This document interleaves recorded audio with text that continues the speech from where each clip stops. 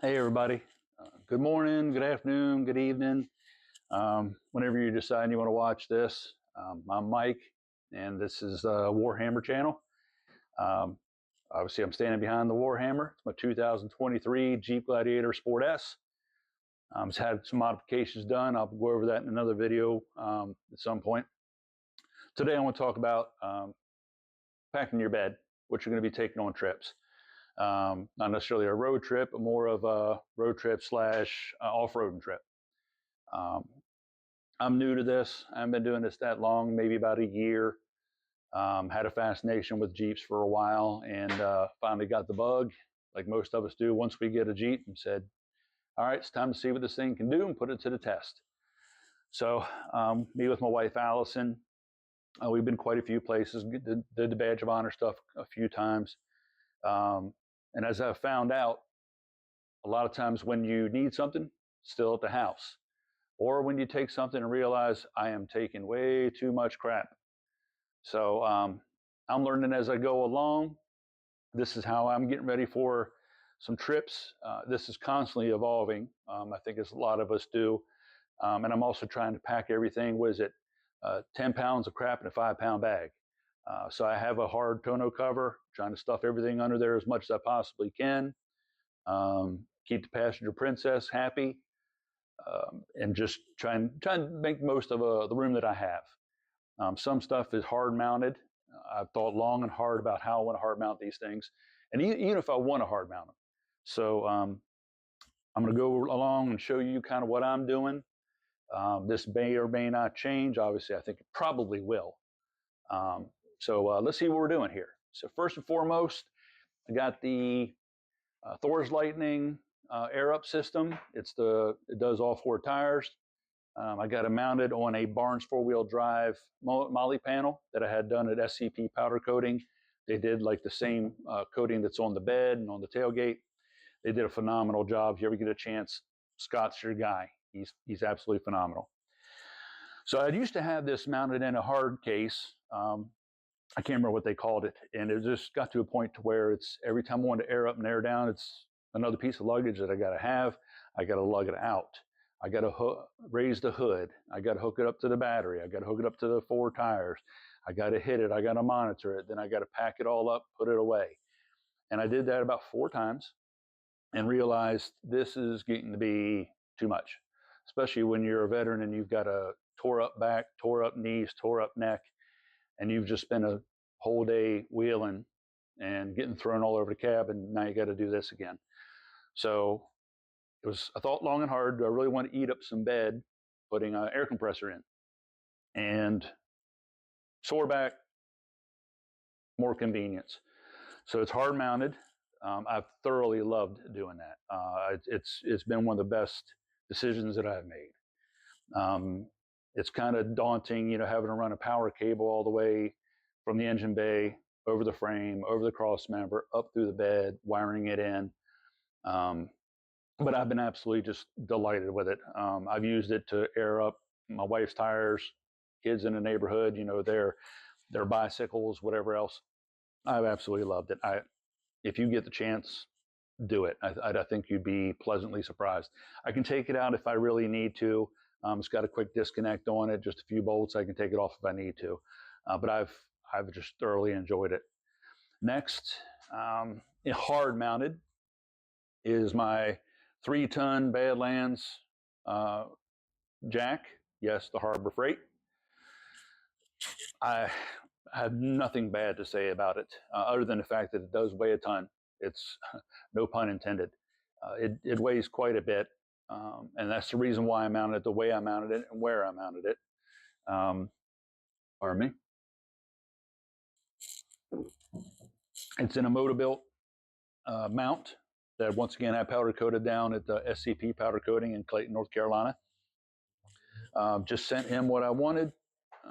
Same kind of coating, black coating, but I had him do a red brace for me to kind of accent all the red that's going on in the rest of the bed and throughout the truck.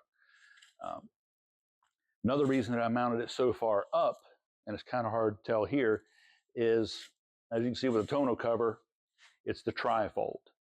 And I found out that if you put it all the way to the back or up against the front of the bed, that you can't get it out of the cradle because it only lifts so high and then it hits the tonneau cover. I know another way around that, just get a different tonneau cover that goes all the way up, rolls up. But I love my tonneau cover. It's a rough country tonneau cover. I'm not changing it. It's been phenomenal for us. So it was either, once again, convenience, you know, ease of getting it out, and I've been absolutely thrilled with it. And plus, it gave me a little bit more room. I'll show you in a minute what I got up there. It's once again, it's that delicate balance of 10 pounds in a 5-pound bag. So I'll show you exactly what I got going on here.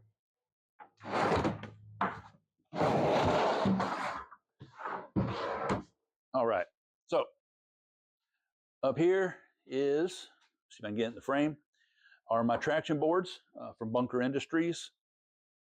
I want them to where I could get to them if I needed to, but then again, I don't, how often am I really going to get to my traction boards? So keep them in the truck, have them, but keep them out of the way. I can still put a ton of stuff on top of them if I need to, luggage, recovery gear, or whatever I want. So, and once I think that part up there is going to evolve a little bit, I'm thinking about getting another Barnes Molle panel, putting that up there, and maybe just securing the traction boards up there. I'm toying around with that idea. I'm not real sure. We'll see what's going to happen there. But once again, it's just that balance again. So got that.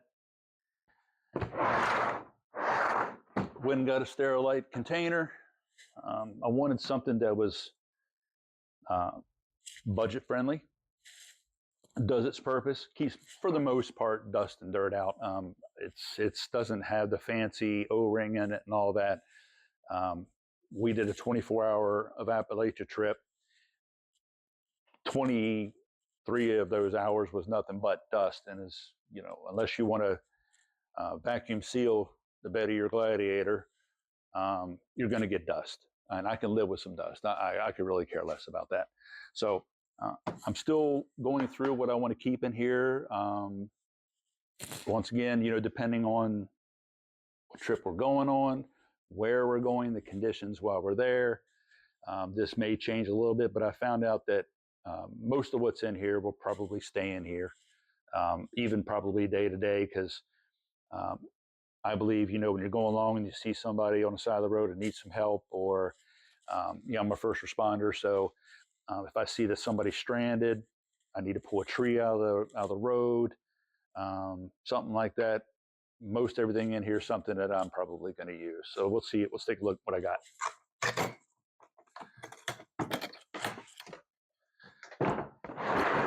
All right. Tools. I know everybody and their brother is going to have, here's the latest and greatest tools. Here's what you need to have. You don't have enough. I take the Milwaukee pack out with the quick release, yada, yada, and that's great. At some point in time, I made, you know, decide to do the Milwaukee pack out setup. But for now, staying on a budget. I've already blown my budget by tens of thousands of dollars when I bought this thing. So trying to keep it minimal.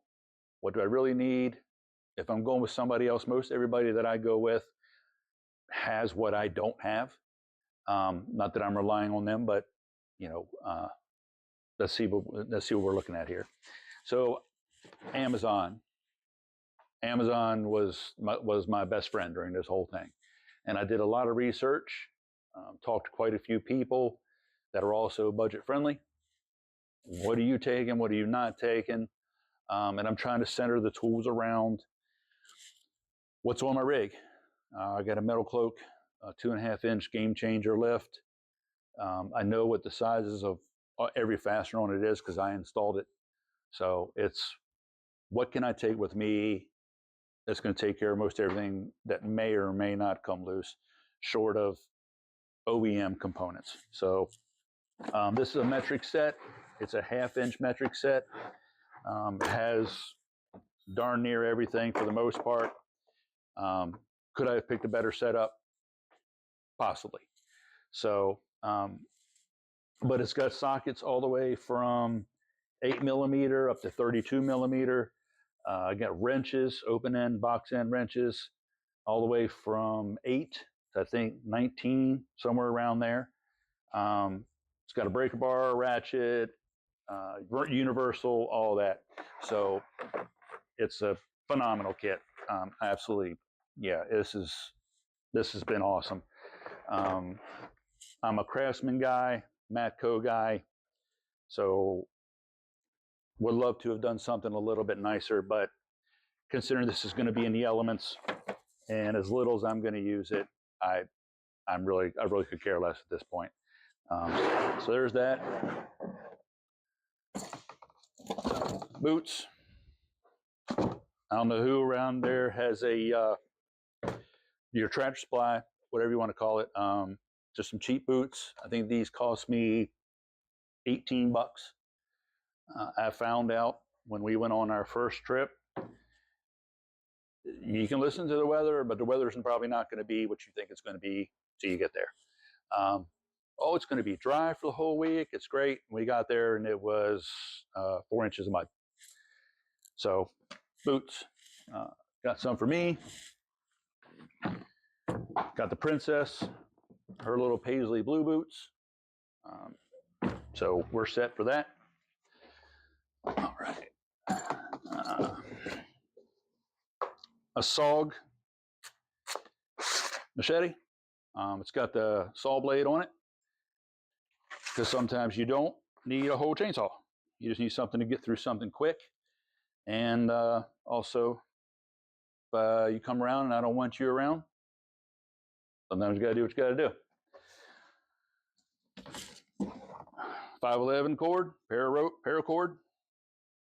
Always keep 511. I've used 511 for years for God knows what. I made bracelets out of this stuff. I've been deployed and had to use this to help make a makeshift tent. So you never really know. I got orange because it's highly visible. You never really know what conditions you're going to be in. And as we found out in a 24-hour trip, 10 o'clock at night, when you're in the woods and you've got tactical or black or camo or olive drab, you're not going to see it. And that's not the time to be searching for it. So high vis orange, why not? And then assorted tools.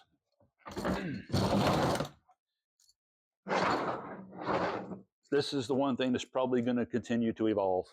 I have no doubt, because and a bunch of you are going to say you're missing, and that's fine. I want to hear all your suggestions. First and foremost, zip ties. Got an assorted pack of zip ties. Amartisan zip ties. I got 4, 6, 8, and 12 inch, 400 of them.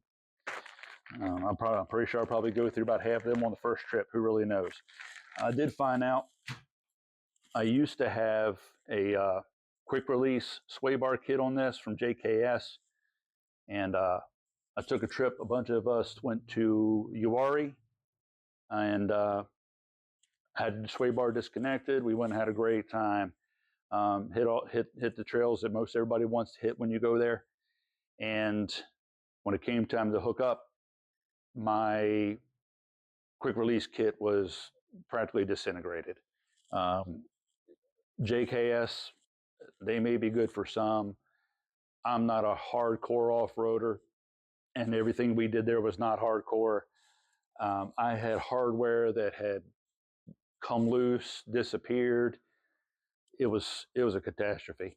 So I basically had to drive 2.5 hours with one end of the link hooked up and the other one zip tied out of the way. And thank goodness a buddy of mine, John, had some zip ties.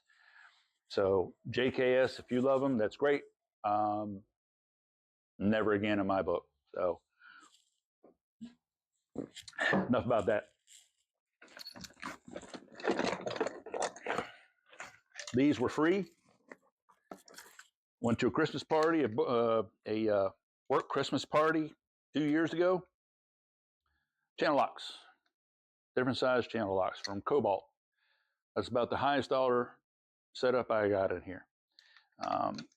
So haven't really used them yet. I think they're going to do all right. I'm not too concerned about that. Adjustable wrenches. I actually have 4 different sizes. These are from, can't even read it, SEDY.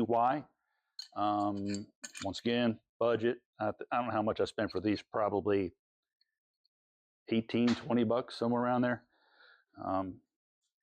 If you don't have the wrench, there you go. You got these. And I did get this, the Big Mama Jamma, for those jam nuts on the control arms, jam nuts on my traction bars. Yeah, you can get a crow's foot, and I do have a crow's foot for the ones on my control arms. But this, you never really know. And if you're just in a hurry to make a quick adjustment or tighten some up, there you go. And I think I paid, I don't know, it's from Pittsburgh. It's an 18-inch. I got it from Tractor Supply. So I don't think how much I paid for that. It's probably the most expensive thing in here.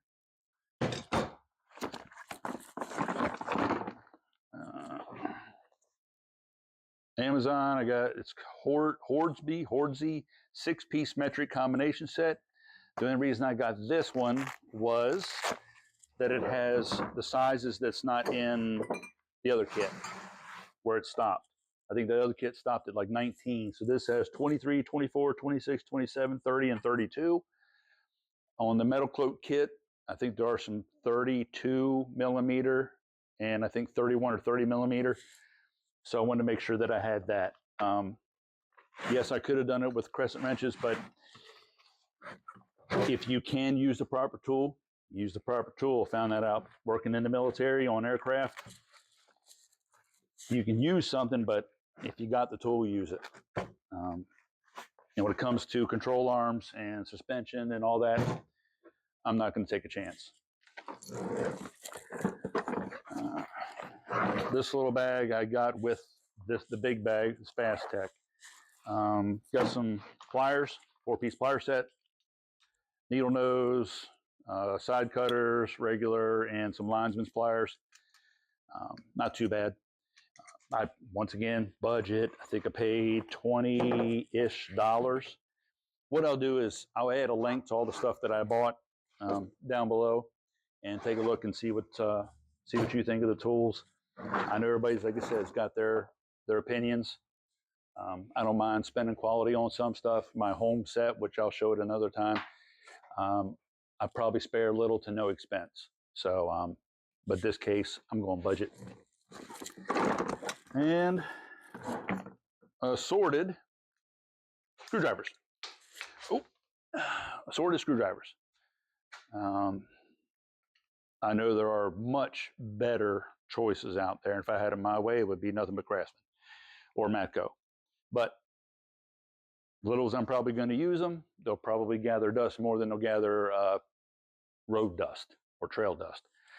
So right now, that's pretty much what I got. I do have red and blue Loctite in here. I do have Allen set, metric Allen set. I've had forever from that snap-on when I was a motorcycle mechanic. Wheel lock.